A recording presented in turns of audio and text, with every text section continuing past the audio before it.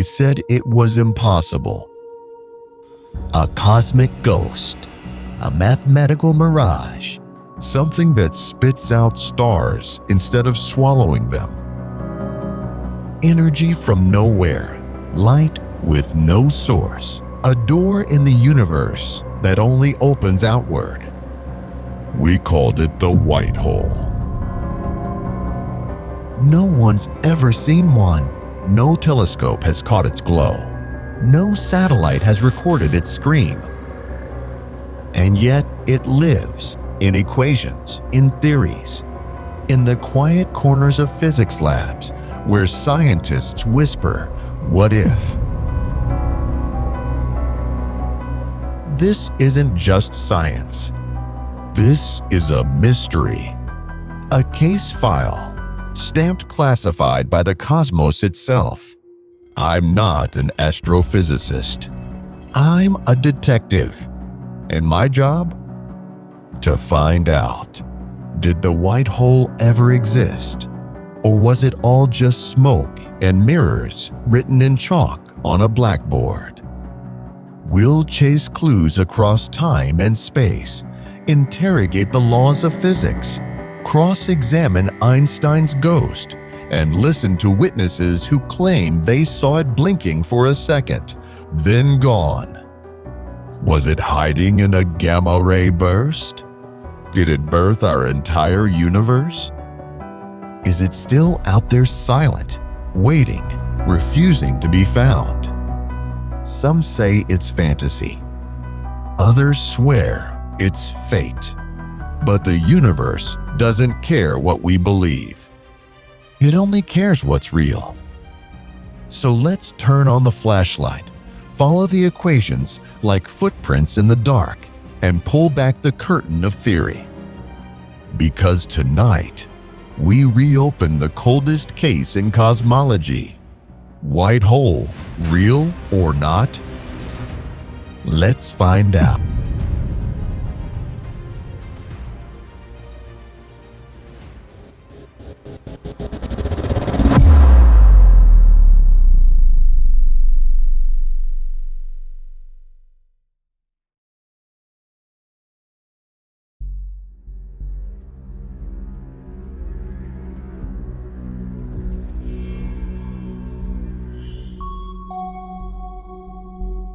Every cold case starts somewhere, not with a bang, but with a whisper.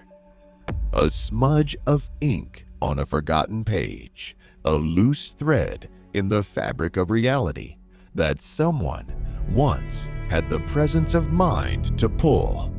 Our case, the coldest one on the books, didn't begin in a back alley or a locked room. It began in a place of mud and thunder, with a pencil, with a ghost story written by candlelight while the world was busily tearing itself apart. The year was 1916. Europe was a charnel house, and the Russian front was its deepest, coldest cellar. In a trench, somewhere in that frozen hell, a German soldier named Karl Schwarzschild was dying.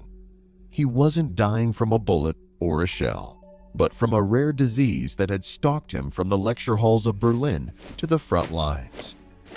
But between bouts of fever and the ceaseless drumming of artillery, Schwarzschild wasn't cleaning his rifle or writing letters home.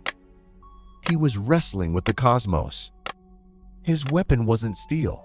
It was a brand new theory, just months old, forged in the mind of Albert Einstein.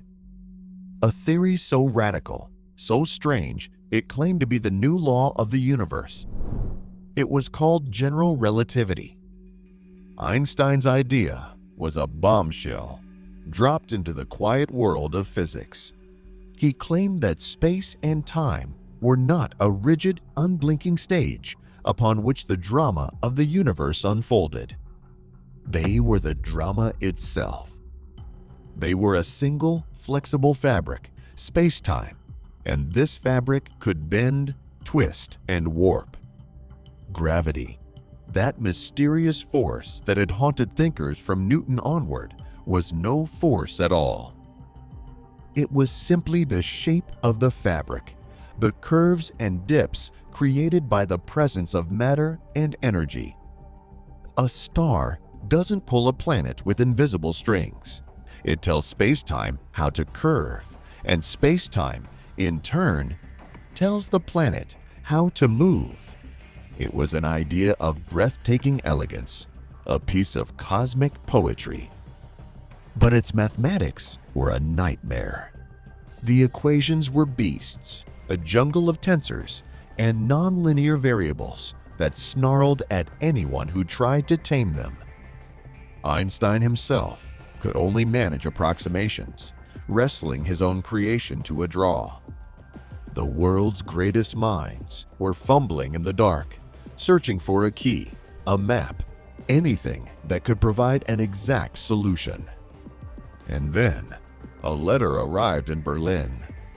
It came from the trenches, from a soldier shivering in the mud, running a fever with the sound of death in his ears. It was from Schwarzschild. He had done the impossible. In the midst of chaos, he had found a moment of perfect clarity. He had found the first exact solution to Einstein's field equations, a perfect and pristine description of the space-time around a single non-rotating sphere of mass. He had drawn the first true map of gravity's territory. Einstein was floored. He wrote back in astonishment, confessing he never expected anyone to find such a simple, elegant answer. It was a masterpiece, a triumph of the human intellect over the horrors of the moment. But buried in the heart of that masterpiece, lurking in the clean lines of the math, was a monster. Schwarzschild's solution revealed what happens when you push gravity too far. When you cram too much matter into too little space, the curve of space-time gets steeper. The dip in the fabric becomes a pit.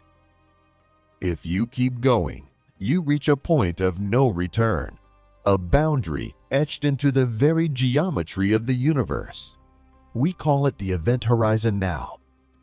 Think of it as a waterfall in the river of time, where the current becomes so strong that it moves faster than you could ever hope to swim. Once you drift over that edge, every direction you fight to move, up, down, left, right, is a direction that only carries you deeper. Even light, the fastest thing in the universe, gets booked and can't make bail. And inside that one-way door, Schwarzschild's solution pointed to a final destination, a single point of infinite density and zero volume, a place where the laws of physics break down and the map runs out of road. A singularity. It was a cosmic dead end. For decades, this was treated as nothing more than a mathematical curiosity, a freak show. Most physicists, Einstein included, felt that nature would surely have a safety protocol, a way of preventing such an absurdity from ever forming. The universe, they reasoned, wasn't that cruel or that strange. They filed the report away under mathematical fiction. They gave it placeholder names like frozen star or gravitationally collapsed object. It would take half a century for the universe to prove them wrong, for observation to catch up with theory, and for us to give the monster its proper name, the black hole. Today, black holes are off the most wanted list. They're a known quantity. We've seen their shadows silhouetted against glowing gas. We've heard their gravitational screams as they spiral into each other in distant galaxies. They are a confirmed, card-carrying part of our cosmic reality. The case, for them, is closed. But here's the thing about that first piece of evidence, that letter from the trenches. Everyone saw the monster. It was big, dark, and terrifying, and it hogged the spotlight. but they missed the ghost standing right behind it. The mathematics that described a one-way door sucking everything in had a perfect mirror, a twin that was born from the same logic. If you took Schwarzschild's solution and ran the clock backward, the equations worked just as well. But they described something entirely different. They described a boundary you could never enter, only exit. A place where matter and energy didn't fall into oblivion, but erupted out of nowhere. It wasn't a cosmic drain. It was a gravitational fountain. It was a cosmic expulsion with an entrance that was forever sealed. It was the flip side of the coin, the positive to the black hole's negative. It was the white hole. And the moment it appeared on paper, it vanished from the investigation. This is the heart of our cold case. The suspect was identified in 1916, a perfect shadow to its more famous twin, but it was never seen at the scene of any crime. It left its mathematical fingerprints on the original document and then became a phantom. For decades, it was a ghost story whispered in the halls of physics, a footnote in dusty textbooks, laughed off as a piece of theoretical nonsense. Why? Why did one twin become a cosmic celebrity, studied and hunted across the globe, while the other was exiled, erased from the record?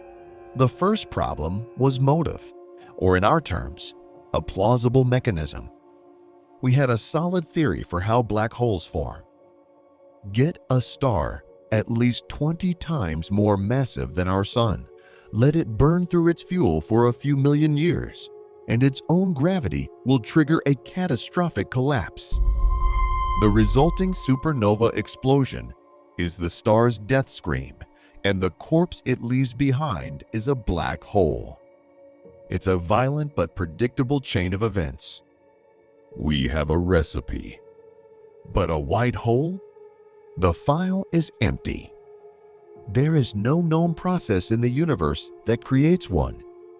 How do you get a singularity, a point of infinite density, to just appear in space-time and start spewing out matter and energy? It's like finding a perfectly sculpted ice statue in the middle of the Sahara. It's beautiful. It's mathematically possible. But how in the world did it get there? Without an origin story, the white hole was an effect without a cause, a suspect with no backstory. It was dismissed as an artifact, a mathematical glitch that nature would never bother to produce. The second problem was the skepticism of the old guard. Einstein, the chief inspector himself, had already cast doubt on its sibling. If he didn't believe in the monster you could theoretically build from a dead star, he certainly wasn't going to entertain the ghost that had no recipe at all. The case went cold, colder than the vacuum of space. For 50 years, the white hole was locked away in the evidence room of theoretical physics, gathering dust. Most thought the key had been thrown away for good. But cold cases have a way of whispering from the grave. Scientists like Martin Kruskal and George Sikaris weren't satisfied with Schwarzschild's map. They knew it was incomplete. It had strange, undefined borders, like an ancient chart that simply said, "Here be dragons." They wanted to draw the full blueprint to extend the map into all possible regions of space-time, no matter how strange. What they created is called a Kruskal-Sikaris diagram. It's not an easy thing to look at, but it's the most complete and most bizarre picture of this corner of the universe we have. On this new, complete map, the black hole is still there, a region you can enter but never leave. But it's not alone. The mathematics, when followed to its absolute logical conclusion, demands a counterpart. To make the geometry whole, to make the map work without tearing, the equations insist that a white hole must also exist. It isn't an optional extra you can ignore. It's part of the fundamental structure, like the foundation of a house. The diagram showed our universe connected to a black hole, which leads to a future singularity.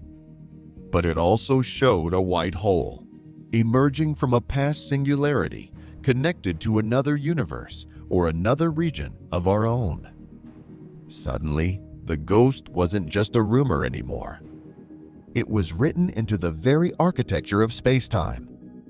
According to the purest form of Einstein's theory, you couldn't have one without the other. This was the first major break in the case in half a century.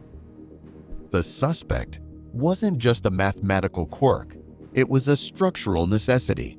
The ghost, it turned out, was in the building's blueprints all along. But this new evidence just threw gasoline on the fire.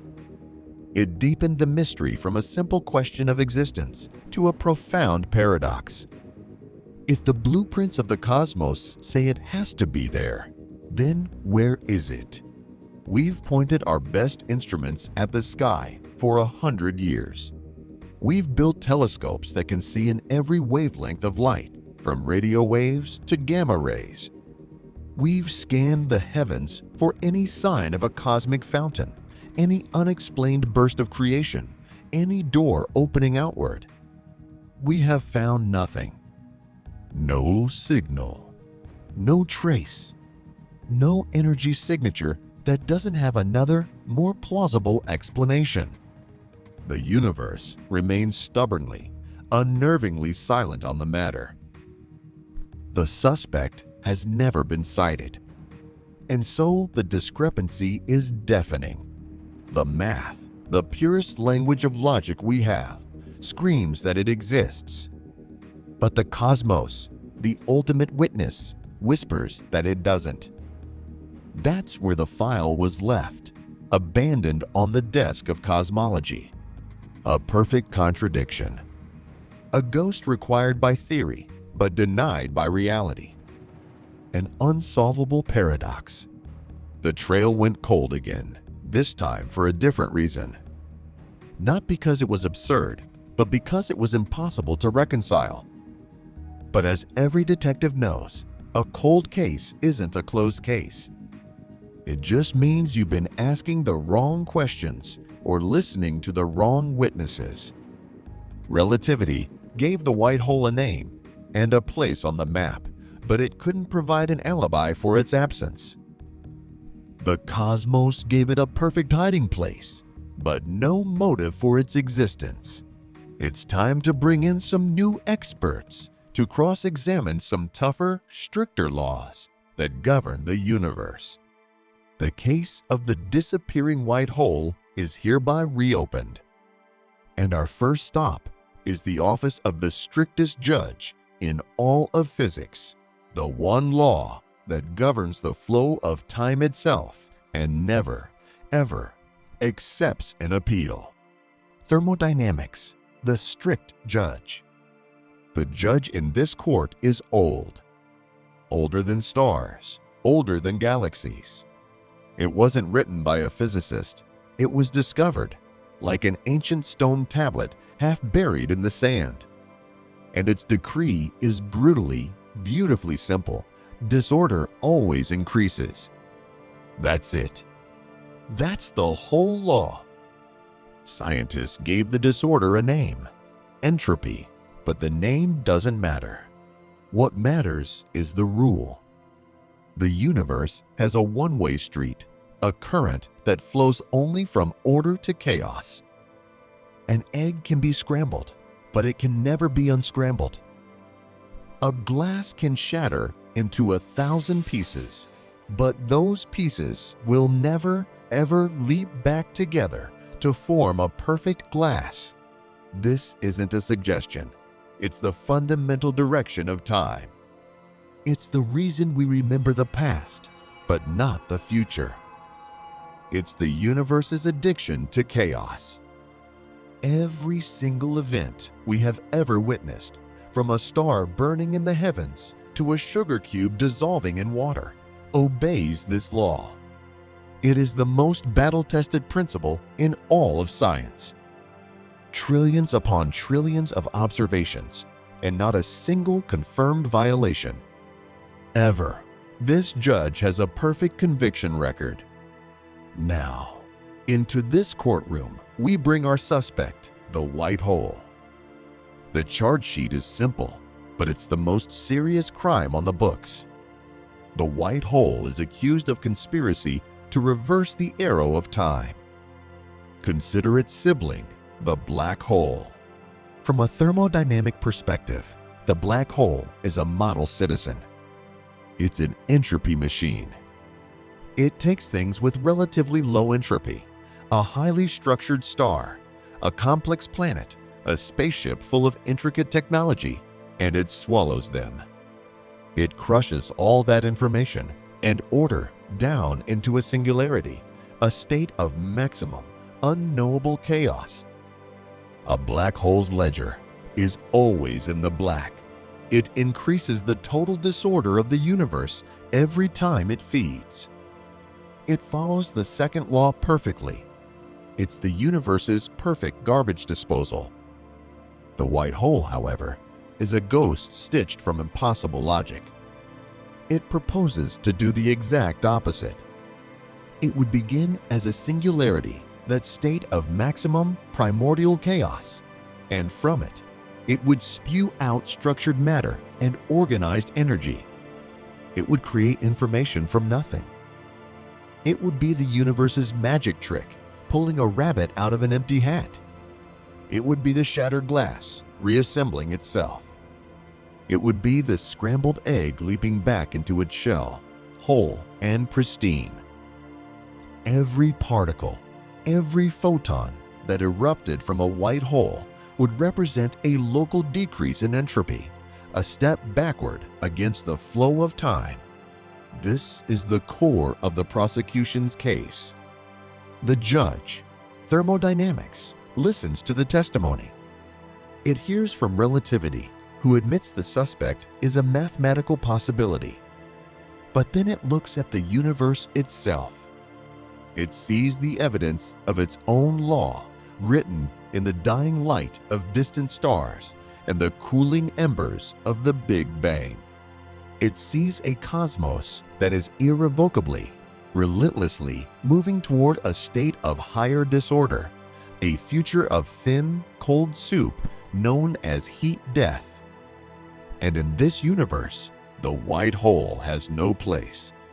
It's an outlaw. It's not just unlikely, it's a fundamental violation of the operating system. To exist, it would have to break the most deeply rooted principle we know. Some have tried to argue for a loophole. Perhaps, they suggest, a white hole could locally decrease entropy, this little pocket of impossible order, while causing an even greater increase in entropy somewhere else, keeping the universe's overall books balanced. It's a clever bit of lawyering, an interesting speculation. But when the judge asks for a plausible mechanism, for any evidence of how that would work, the lawyers fall silent. There is none. It's a hope, not a theory. So the judge leans forward. It has seen this kind of suspect before, perfectly logical on paper, but a non-starter in the real world. The verdict is swift, and it is final. The gavel falls with the weight of a dying star. Thermodynamically forbidden.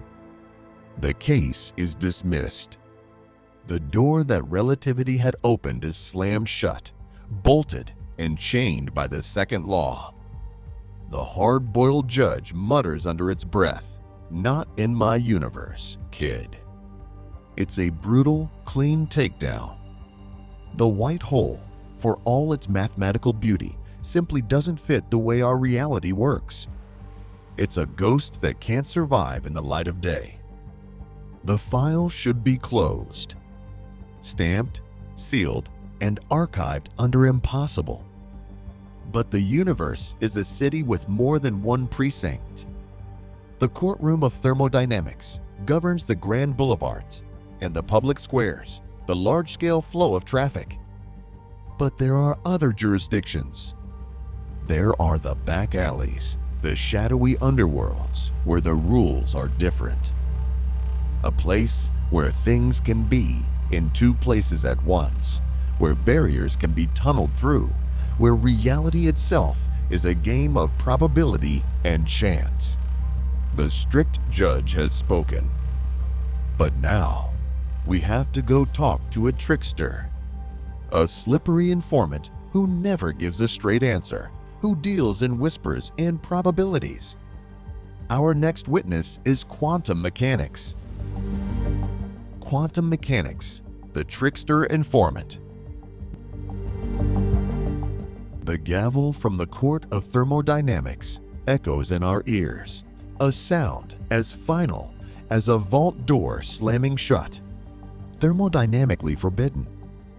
The words hang in the air, cold and absolute. The case is closed. The second law, the old judge who has never been wrong, has exiled our suspect from reality. We should pack up our files, chalk it up as a beautiful but failed theory, and go home. Any sane detective would. But we're not sane. We're stubborn. And in this business, you learn that a no from the guy in charge isn't always the end of the story. Sometimes, it just means you need to leave the courthouse and head down to the docks, to the smoky back rooms where the official rules don't quite reach. You need to find an informant. Someone who doesn't play by the book, who sees the world through a different lens, who knows all the loopholes, all the cracks in the system. Our informant is a notorious character, a trickster, a dealer in shadows and whispers. This character doesn't speak in certainties. It talks in probabilities, in odds, in maybes. It'll tell you a particle can be in two places at once until you look at it. It'll tell you that solid walls are just gentle suggestions, not absolute barriers. Its name is quantum mechanics, and its jurisdiction is the very small, the world of atoms, electrons, and the fabric of space-time itself when you get down to the threads. We find our informant in a place where reality is frayed at the edges. It's a hazy, uncertain world, not governed by the smooth, predictable curves of Einstein's relativity, but by the jittery, unpredictable dice rolls of quantum probability. We lay the case file on the table. We show it the forbidden stamp from thermodynamics. The trickster just laughs. A fuzzy, uncertain kind of laugh. It tells us that thermodynamics is the boss of the big picture, the macro world. But down here, in the quantum back alleys, the rules get weird. The second law, that ironclad rule about ever-increasing disorder? Down here, it's more of a strong suggestion with occasional exceptions. The trickster explains that on the smallest scales, for the briefest moments, the universe can hedge its bets.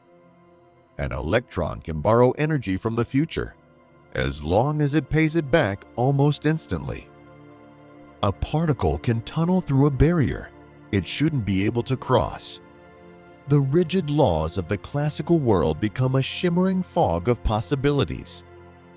We ask the informant about our suspect, the white hole.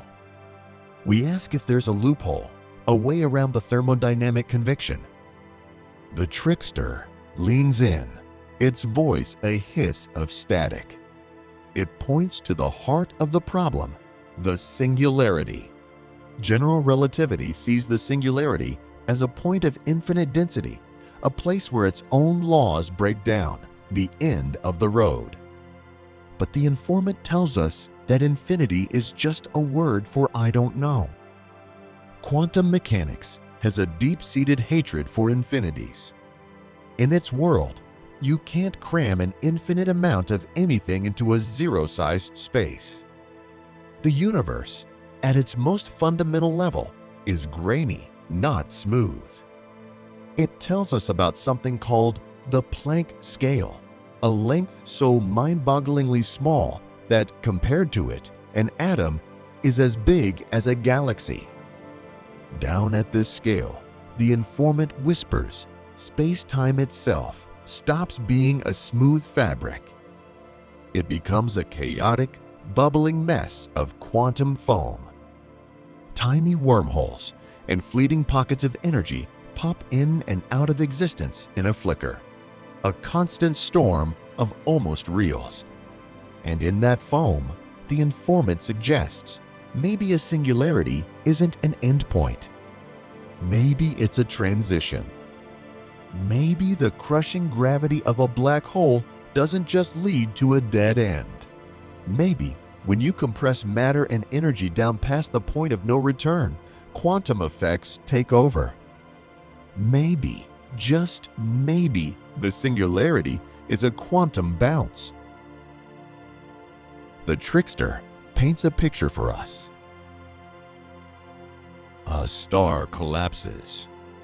It forms a black hole. Matter falls in, crushing down, getting denser and denser. Relativity throws its hands up and says singularity. But just as it's about to hit that infinite wall, the rules change. Quantum pressure, a force born from the very uncertainty of reality, pushes back. It says, no further. The collapse halts, and then it rebounds. The infinitely dense point becomes an incredibly dense something, which then explodes outward.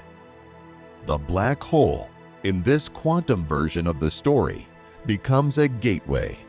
It dies, and in its place, a white hole is born. This is a new lead, a huge one. The informant has given us a plausible mechanism, a way to build a white hole that doesn't require magic from a past eternity. It suggests that a white hole isn't the twin of a black hole, but its child, its heir, an echo. But the trickster is slippery. It never gives you the whole story for free. There's always a catch. We ask it, if this quantum bounce is real, why don't we see white holes popping off all over the universe? If every black hole eventually becomes a white hole, the sky should be full of them. The informant smirks, a wave of probability rippling through the room. It reminds us about time. Einstein's theory showed us that intense gravity warps time. Near a black hole, time slows to a crawl for an outside observer. The closer you get, the slower it gets. For someone watching from a safe distance, the time it takes for anything to even reach the singularity, let alone bounce, is stretched to infinity. The trickster tells us that, from our perspective, the lifetime of a black hole, before it might bounce and become a white hole, could be trillions upon trillions of years, a timescale so vast it makes the current age of the universe look like a single heartbeat.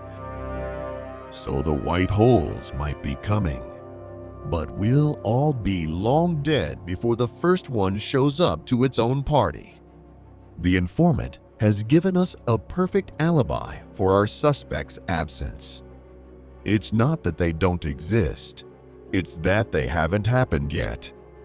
It's a tantalizing story, a theory that neatly stitches relativity and quantum mechanics together, solving the problem of the singularity and giving our suspect a solid origin story and a reason for hiding. It feels like we're on the verge of cracking the case. We've got a theory, a motive, and a mechanism. But this is a quantum informant. There's always one more twist. Just as we're getting ready to leave, the trickster casually mentions another possibility.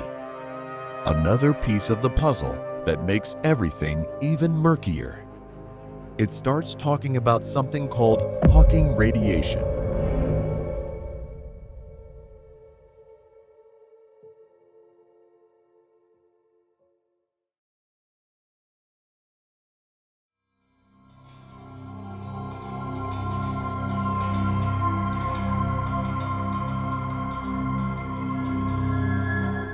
The trickster's last whisper hangs in the smoky air between us. Hawking radiation. It's a chilling phrase, another layer of complexity, another ghost in the machine. A black hole isn't entirely black, our informant had murmured. It leaks. Slowly, over impossible timescales, it radiates its mass away, dissolving back into the void like a sugar cube in an ocean of time. This leak, this quantum bleed, complicates everything. Does a black hole evaporate completely before it ever has a chance to bounce? Or is the bounce just part of the evaporation process? The informant, true to form, gives us only riddles and shrugs. It has given us a lead, but a messy one, tangled in paradoxes and conflicting timelines. We walk away from the quantum informant with our heads spinning. We have a new theory, the black hole bounce, but it's built on a foundation of maybes. It's a lead, but a flimsy one. The old-timers in the department would laugh it out of the room. It relies on a version of quantum gravity that we don't have yet, a unified theory that's still the stuff of dreams and blackboards. But then we hear a rumor. A new player is in town. Not just an informant, but a challenger. A whole new crew, a rival faction that has been working the same case from a different angle. They don't frequent the same back alleys as our usual quantum trickster. They're more like architects or city planners, rebuilding our understanding of the universe from the ground up, atom by atom. They call themselves Loop Quantum Gravity. We find them not in a smoky room, but in a clean, minimalist workshop. The air here isn't thick with hazy probabilities. It's filled with the sharp, clean lines of network diagrams and geometric proofs. These aren't dealers in chance, they are weavers. And they claim to be weaving the very fabric of space-time itself. We tell them our story. We tell them about Einstein's smooth, bending fabric. We tell them about the quantum informant's foam and the bounce. They listen patiently, a small smile playing on their lips. When we're finished, their lead theorist gestures to a complex, three-dimensional model on the table. It looks like a web, a network of interconnected nodes and links. "You're still thinking about the fabric," she says. "We're here to tell you there is no fabric." This is their bombshell. According to Loop Quantum Gravity, LQG spacetime isn't a fundamental, continuous sheet. That's just a low-resolution image, the way a photograph looks smooth from a distance. They tell us to zoom in, way in, down to the Planck scale, the absolute bottom floor of reality. What you find there, they claim, is not foam. It's a network. Spacetime is literally built from discrete, indivisible loops like atoms of geometry. Each loop is a quantum of space, a single pixel of reality. You cannot get smaller. This is the bedrock. In this picture of the world, the singularity has no place to hide. The very concept is meaningless. You can't crush something down to an infinitely small point if there's a smallest possible size for space itself. It's like trying to save a file with 0 bytes of data. The system won't allow it. So what happens inside a black hole, we ask? The LQG theorist traces a path through their network model. Matter falls in. The gravitational pull gets stronger. The pixels of space get packed tighter and tighter together. But they can only get so tight. When the density reaches an unbelievable but finite value, what they call the Planck density, the game changes. The repulsive nature of quantum geometry kicks in with unimaginable force. The universe's own source code refuses to let a pixel be crushed out of existence. And then comes the bounce. But this isn't the hazy, maybe someday bounce our informant told us about. This is a core feature of their theory. The collapse doesn't just stop. It is violently and immediately reversed. The implosion becomes an explosion. The Challenger's theory doesn't just allow for a white hole. It demands one as the immediate and inevitable consequence of a black hole's formation. We stare at them. The implications are staggering. This changes everything. We bring up the time dilation problem, the informant's alibi, that the bounce would take trillions of years from our perspective. The LQG theorist shakes her head. That's where the old model gets it wrong, she explains. Time dilation is extreme, but it's not infinite. Our calculations show that the bounce, seen from the outside, is very fast. Not instantaneous, but fast. Fast? We ask them what fast means. She tells us that for a black hole, the mass of our sun, the entire process, from collapse to the formation of the white hole, might take only a few milliseconds from our point of view. For the supermassive black holes at the center of galaxies, it might be a matter of seconds or minutes. This is a tectonic shift in the investigation. The suspect is no longer a ghost from the distant future. The Challenger's theory suggests that white holes could be happening right now. Short-lived, explosive, and camouflaged. They would look, from a distance, just like any other cosmic cataclysm. They wouldn't be a constant fountain, as the old model suggested, but a single, violent burst. A small bang. We finally have a suspect that could be here, now. A testable hypothesis.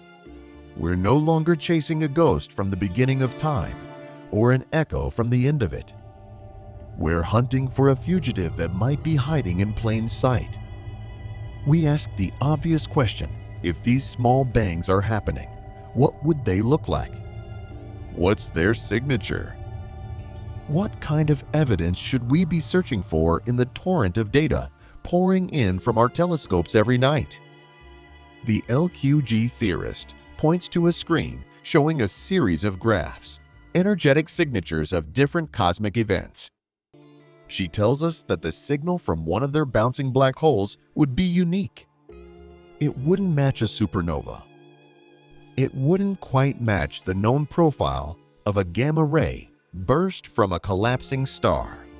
It would be its own thing. A fingerprint. A calling card left at the scene of the crime. She brings up a specific set of data, a strange signal that was detected years ago, one that has puzzled astronomers ever since. A powerful burst of high-energy radiation that seemed to come from nowhere, with no supernova to explain it.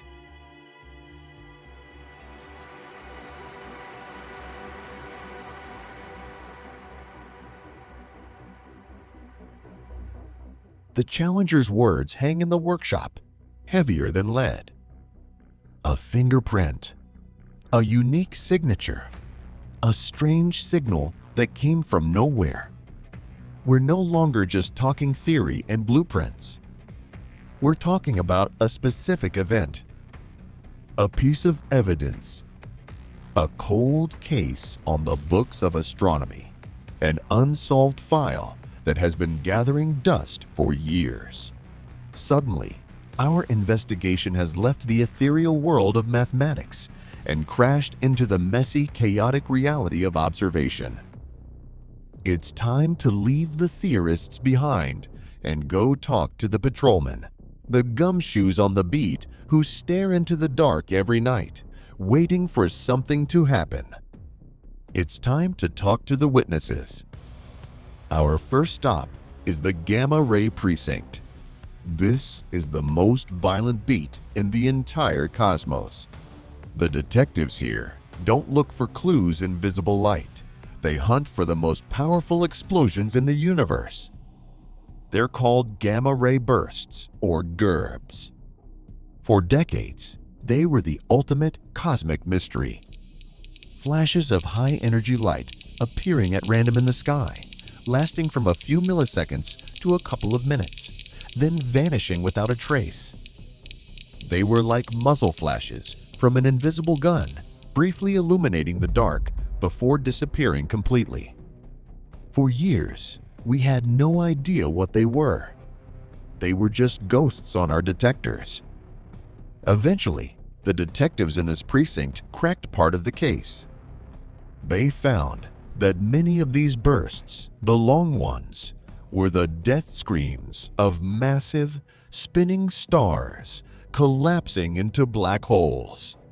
The short ones were the result of two neutron stars, the dense corpses of smaller stars, spiraling into each other and merging, also likely forming a black hole. Case closed, or so we thought. But some of the files were left open. There were outliers, events that didn't quite fit, bursts that came with no afterglow, no supernova signature, no colliding stars in their wake. They were anomalies, orphans. We pull one of these old case files. The date is December 14, 2006. It was a long burst, lasting nearly 2 minutes, suggesting a collapsing star. But when the telescopes swiveled to look at the scene of the crime, they found nothing. No supernova, no fading light from a stellar explosion. Just a small, quiet galaxy with no sign of a massive star having been there at all. It was like finding a crater without any debris from the impact. It was a burst from a ghost. The file remains open, a nagging contradiction in an otherwise tidy field. We place the loop quantum gravity model. The signature from their small bang, the explosive death of a primordial black hole. It's a close match. Too close for comfort. The theory predicts a burst of high-energy gamma rays with no accompanying supernova because there was no star to begin with. It predicts an event that looks suspiciously like the anomaly in the file. Is this it? Our first piece of hard evidence? It's a smoking gun. But a single piece of evidence isn't enough to secure a conviction. We need more. We need to know if this is a pattern or just a coincidence. We broaden our search. We start digging through the archives, not just for gamma rays, but for any unexplained, high-energy transient event. We talk to the radio astronomers, the ones who listen to the universe's static, straining to hear whispers in the noise. They tell us about a different kind of ghost, fast radio bursts. These are even stranger than the gamma ray bursts. They are incredibly bright, incredibly powerful flashes of radio waves, lasting for just a few thousandths of a second. They pack more energy into a millisecond than the sun releases in 3 days. And then they're gone. We've detected thousands of them. For most, we have no idea what causes them. They are one of the biggest unsolved mysteries on the docket. We run the numbers again. We asked the LQG theorists, could your bouncing black holes produce radio waves? Could they be the culprits behind some of these fruits? They tell us it's possible. The explosion of a small primordial black hole, one that formed in the chaos of the early universe and has only just now finished its life cycle, would be a cataclysm on a scale we can barely imagine. It would certainly release a torrent of high-energy particles that could generate a flash of radio waves. The timescale, a few milliseconds, is a perfect match. Suddenly, we're not just looking at one anomalous event. We're looking at a whole class of them. Thousands of unidentified signals, all potential sightings of our suspect. The sky might be teeming with them, their brief, violent shouts mistaken for something else. But it's all circumstantial. The signatures are suggestive, but they're not definitive proof. The defense could argue a dozen other exotic theories. We need something more. We need a witness who can place our suspect at the scene of the biggest crime of all. A crime that happened 13.8 billion years ago. We need to go back to the beginning. We need to investigate the Big Bang itself. The precinct house for the Big Bang is not a place you can just walk into. It's the oldest, coldest case on the books, and the evidence is faint, stretched thin across the entire sky. The lead detective is an ancient, faded light, a relic from a time just 380,000 years after the main event. It's called the cosmic microwave background, the CMB. It's the afterglow of creation, the baby picture of the universe. And it's our last, best witness. The standard story, the one in all the textbooks, is that the universe began with a singularity. A single, infinitely hot, infinitely dense point that contained everything. From this inexplicable point, everything exploded outward, creating space and time as it went. It's a story that has served us well, but it has a glaring hole in it, that first line. A single, infinitely hot, infinitely dense point. It's a fudge. It's the same problem we ran into with black holes. A moment where our laws of physics break down, where the math gives us an infinity, and we just have to shrug and accept it. It's an effect without a cause. We bring our new theory to the scene of this first, greatest crime. The Loop Quantum Gravity crew has a different version of the story. They tell us what their theory has been whispering all along. There are no singularities. Not in black holes, and not at the beginning of time. They propose a radical alternative. What if the Big Bang wasn't a beginning at all? What if it was a bounce? Their model paints an astonishing picture.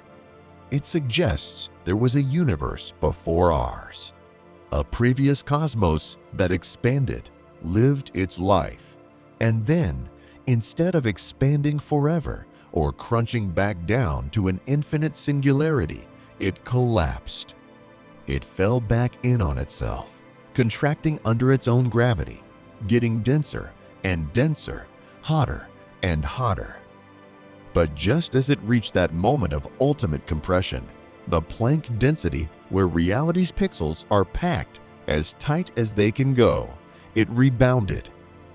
The quantum nature of space-time kicked in, and the big crunch of a previous universe became the Big Bang of our own. Our universe, in this story, was born from the corpse of another.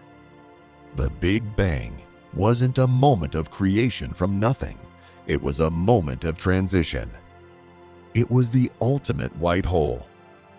This isn't just a philosophical preference. It's a theory that makes a specific, testable prediction. If our universe was born from a bounce, then faint scars from the previous cosmos might have survived the transition. the violent rebound wouldn't have been perfectly smooth. Tiny irregularities from the collapsing, pre-bounce universe would be imprinted onto the fabric of our own newborn cosmos.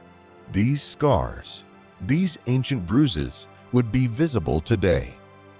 They would be frozen into that first light, the cosmic microwave background. We turn to our final witness, the faint glow of the CMB. For years, we've studied its patterns, the subtle variations in temperature that represent the seeds of all the galaxies we see today.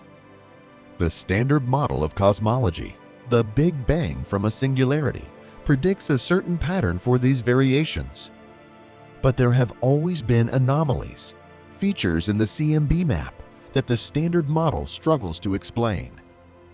Large-scale patches of space that seem smoother or colder than they should be, alignments that seem just a little too coincidental. The LQG theorists point to these anomalies. They show us their simulations of a big bounce. Their model predicts that the echoes from a pre-existing universe would create exactly these kinds of large-scale anomalies in the CMB. The scars match the bruises. The evidence, they claim, has been staring us in the face all along, hidden in plain sight within the oldest light in the universe. The case has come full circle. Our hunt for the white hole, the phantom twin of a black hole, has led us here to a theory that rewrites the story of our own cosmic genesis. It suggests that every black hole is a gateway to a new beginning, a small bang that creates a new pocket of space. And it suggests that our own Big Bang was just the largest of these events, the one that created everything we know. The white hole isn't just some exotic firework. It's the engine of cosmic rebirth. It's our own origin story. We stand before a wall of evidence. Anomalous gamma ray bursts. Unexplained fast radio bursts. Strange features in the afterglow of the Big Bang. And a theory, loop quantum gravity, that seems to tie them all together with a single elegant thread. It explains the ghost in the machine of relativity. It satisfies the strict judge of thermodynamics by providing a physical process. And it gives the quantum trickster a stage on which to perform. It looks like a closed case. But in this line of work, you learn one thing. There's always another side to the story. There are always rival crews, other detectives who have been working the case with their own informants and their own theories. And before we can close this file, we have to hear from the competition. We have to hear from the old school heavyweight, the reigning champion of theoretical physics, string theory. The evidence from the Big Bounce theory is compelling. The Loop Quantum Gravity crew has presented a tight, self-contained case. They have a motive, a mechanism, and a series of potential sightings that line up with their suspect's profile. We have anomalies in the cosmic microwave background, unexplained bursts of energy from deep space, and a neat solution to the singularity problem. It feels like we're ready to go to the grand jury. But before we can declare the case solved, a call comes in from another precinct. The Old Guard. The most powerful, most well-funded, and most enigmatic division in the entire department of theoretical physics. For decades, they've been the undisputed kings of the hill, the ones with the grandest ambitions and the most inscrutable methods. In their world, everything, every particle of matter, every quantum of force is nothing more than a tiny, one-dimensional string vibrating in a symphony that creates reality itself. An electron is a string vibrating in one pattern. A photon is the same kind of string, just vibrating in another. The laws of physics are the harmonies. The universe is the concert. We lay out our file on their polished, multi-dimensional table. We show them the evidence for the big bounce, the potential sightings, the neat package presented by their rivals. They listen with an almost detached amusement, as if we're talking about a minor local disturbance while they are mapping the entire globe. When we finish, their chief theorist doesn't address our evidence directly. Instead, he points to the shimmering walls. "You're still thinking too small," he says, his voice calm and resonant. "You're looking for one suspect, a single entity called a white hole." But what if the suspect isn't a person? What if it's a phenomenon? What if they're not rare, but everywhere, all the time? This is the string theorists' counter-proposal. They agree with the quantum informant on one key point: the universe, at its smallest scale, is a chaotic, bubbling frenzy. They call it the quantum foam, just as our informant did. But their vision of this foam is far more radical. Because their theory requires not just the 3 dimensions of space and 1 of time that we know, but at least 10 dimensions in total, with the extra ones curled up so small we can never see them. And within this multidimensional foam, things are even wilder than we imagined. They tell us that wormholes, tiny tunnels connecting different points in space-time, or even different universes, aren't just a science fiction trope. In the quantum foam, they are constantly blinking in and out of existence. And a white hole, they suggest, is just the exit mouth of one of these microscopic wormholes. They are not the children of black holes. They are not the echo of a previous universe. They are simply part of the background static of reality. We ask them, if they're everywhere, why don't we see them? The theorist explains that most of these are virtual events. They are phantoms. They flash into existence and vanish in a time so short, a Planck time, that they leave no trace. They are ghosts that never even get the chance to haunt the house. They borrow a flicker of existence from the universe and pay it back before anyone can notice the debt. They are born and die in the same instant, a perfect self-contained loop of causality that has no impact on our macroscopic world. They are a constant, silent fizzing just beneath the surface of reality. This is a startlingly different picture. The suspect isn't a single violent fugitive bursting forth from a collapsed star. The suspect is a population of trillions upon trillions of harmless, fleeting specters. In this version of the story, the white hole is demoted from a cosmic engine of creation to a piece of quantum static. But then, the theorist adds the inevitable string theory twist. What if, occasionally, one of these phantom wormholes was different? What if, through some random quantum fluctuation, one managed to survive for longer than an instant? What if it became real? He speculates that such an event would look like a particle suddenly appearing out of nowhere with no discernible origin. Or perhaps a sudden, localized burst of energy. This wouldn't be the cataclysmic small bang predicted by loop quantum gravity. It would be a much smaller, more subtle event. They suggest we should be looking for things that are even harder to find. Particles appearing in our detectors that violate the laws of conservation, or tiny, inexplicable hotspots in the vacuum of space. This theory has a major advantage. It doesn't need to explain why we don't see giant, spectacular white holes.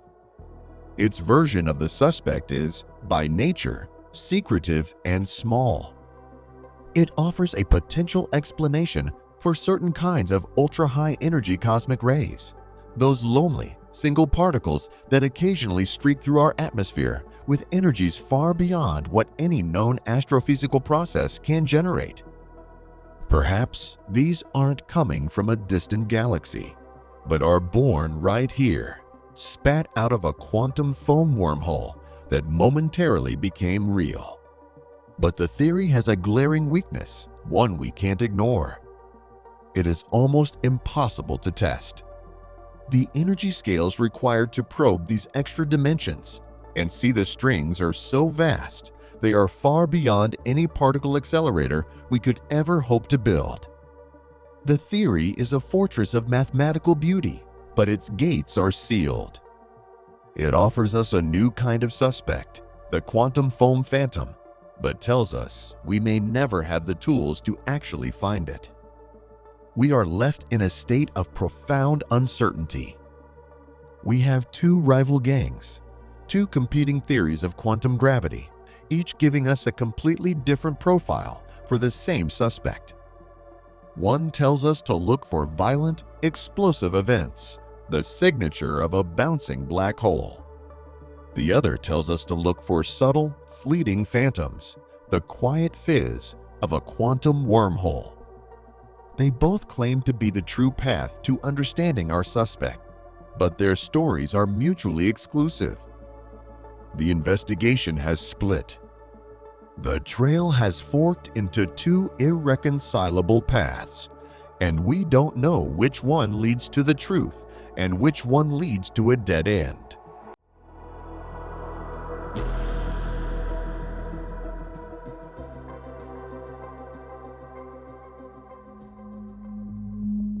The file is thick now, bulging with conflicting reports, whispers from quantum informants, and blueprints from rival architects of reality.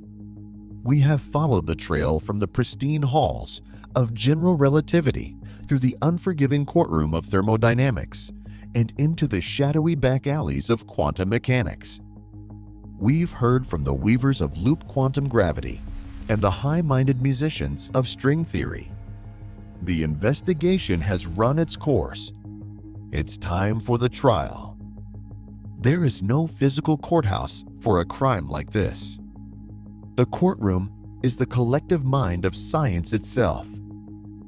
The judge's reason, cold and impartial. The jury is the community of physicists, a notoriously skeptical and argumentative body. The defendant, the white hole, stands accused of the most fundamental crime, non-existence. And we, the investigators, are here to present the case. The prosecution rises first. Its lawyer is a personification of Occam's razor, the principle that the simplest explanation is usually the correct one. The argument is brutal in its simplicity. Your Honor, members of the jury, the prosecutor begins, his voice clear and sharp. The case against the defendant is overwhelming because it is, in fact, a case of absolute absence. For over a century, since the defendant was first imagined as a mathematical curiosity, we have searched for it.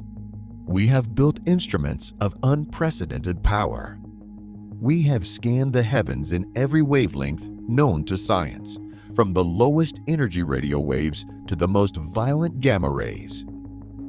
And in all that time, in all that data, trillions upon trillions of observations, we have found nothing. Not one single, unambiguous sighting of a white hole. He gestures toward the empty witness stand. Where is the evidence? Where are the celestial fountains of matter? The universe we have found is a place of collapse and decay, not spontaneous creation. This is the domain of our most trusted witness, the second law of thermodynamics, whose testimony has never been impeached. This law, the very arrow of time, tells us that order proceeds to disorder. An egg scrambles. It does not unscramble. A star collapses into a black hole. It does not erupt from a singularity. The defense, he continues, will present you with phantoms. They will offer you convoluted theories from the fringes of physics, unproven, untested ideas like quantum bounces and extra dimensions. They will point to ambiguous smudges on our photographs of the cosmos. An odd gamma ray burst here, a strange radio signal there, and call them evidence. But this is the classic defense of a conspiracist, connecting unrelated dots with invisible string. The simplest explanation, the one that requires no new physics, no hidden realities, is that these are simply phenomena we don't yet understand. The simplest explanation for the defendant's absence is that the defendant does not exist. It is a fiction, a ghost that has haunted our equations for too long. We ask that you find it guilty of non-existence and close this file for good. The prosecution rests. The air is heavy with the weight of their logic. The absence is a powerful argument. Then, the defense lawyer rises. She represents the spirit of theoretical inquiry, the restless need to ask, what if? Your Honor, jury, she starts, her voice quieter but no less intense. The prosecution has made a compelling case based on a simple and deeply flawed premise that what we cannot see does not exist. They mistake the limits of our vision for the limits of reality.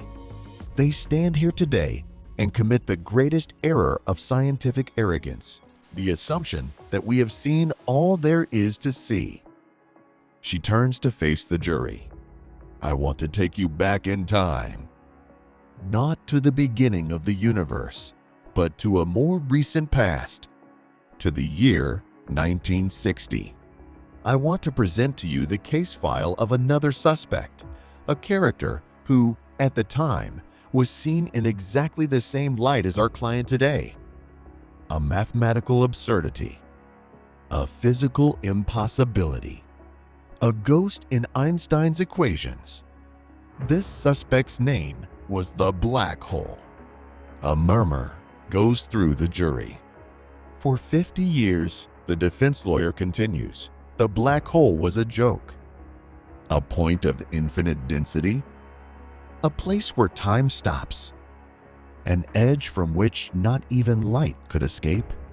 The great minds of the era, including Einstein himself, dismissed it as a mathematical fantasy that would never be found in the real universe. The prosecution's argument today is a perfect echo of the arguments made then. We don't see them, so they aren't real. There was no evidence, no observation, only the disturbing predictions of a theory. And what happened? We kept looking. Our instruments improved.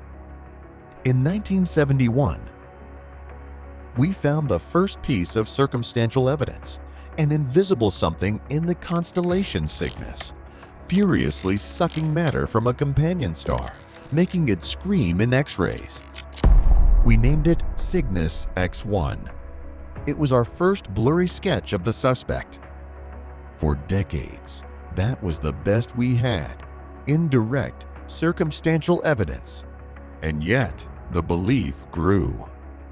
Now, let's call our witnesses.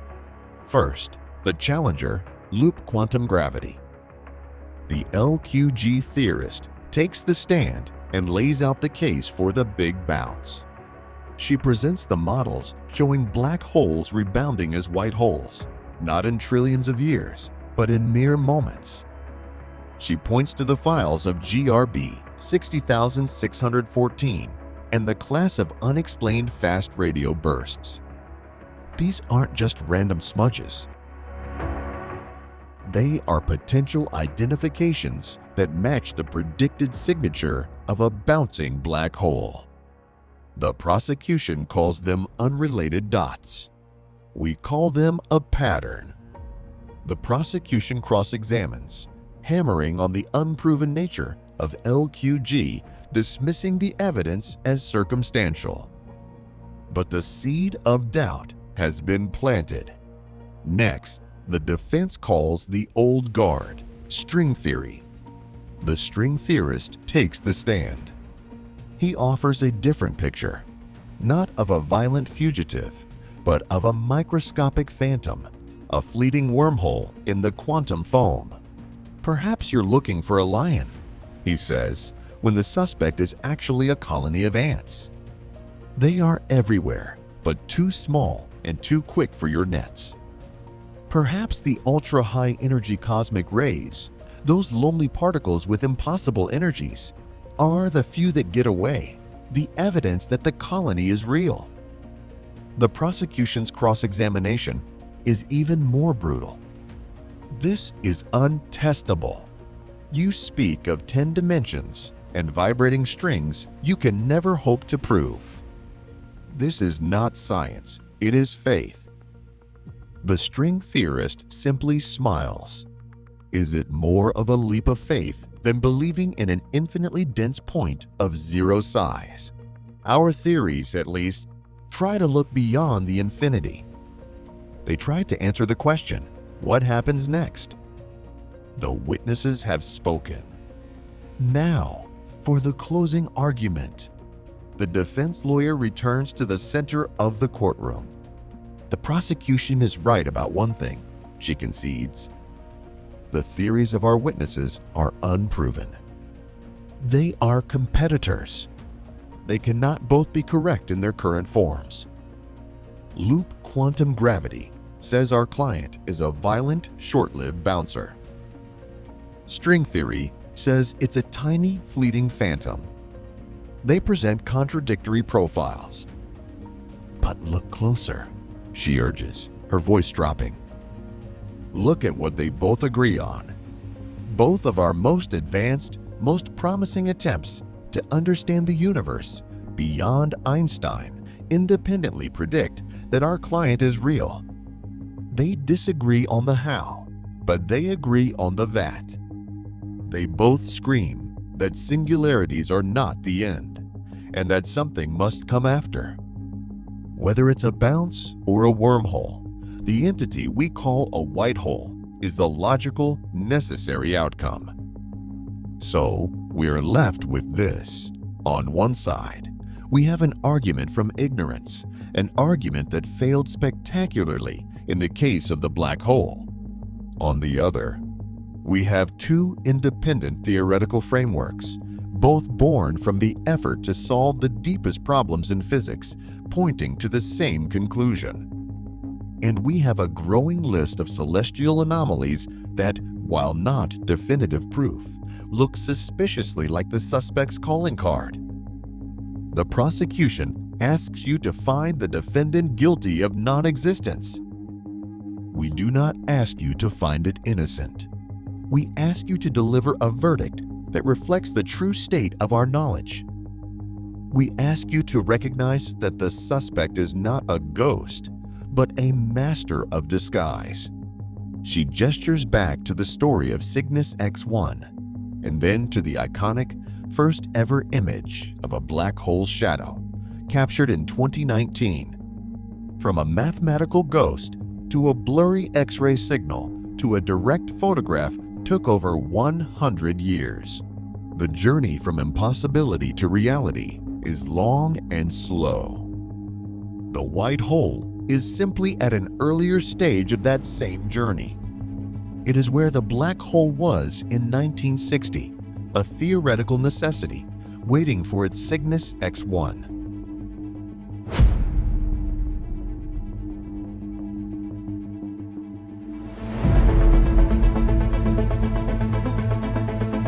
The jury deliberates. The logic of the prosecution is clean and simple. The defense's case is complex, circumstantial, and relies on unproven ideas.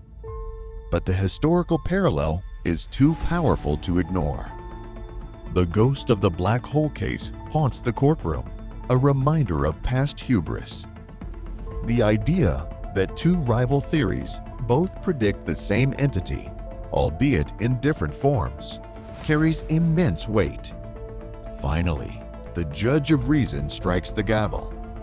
On the charge of non-existence, this court reaches a verdict based on the evidence presented and the historical precedent of discovery.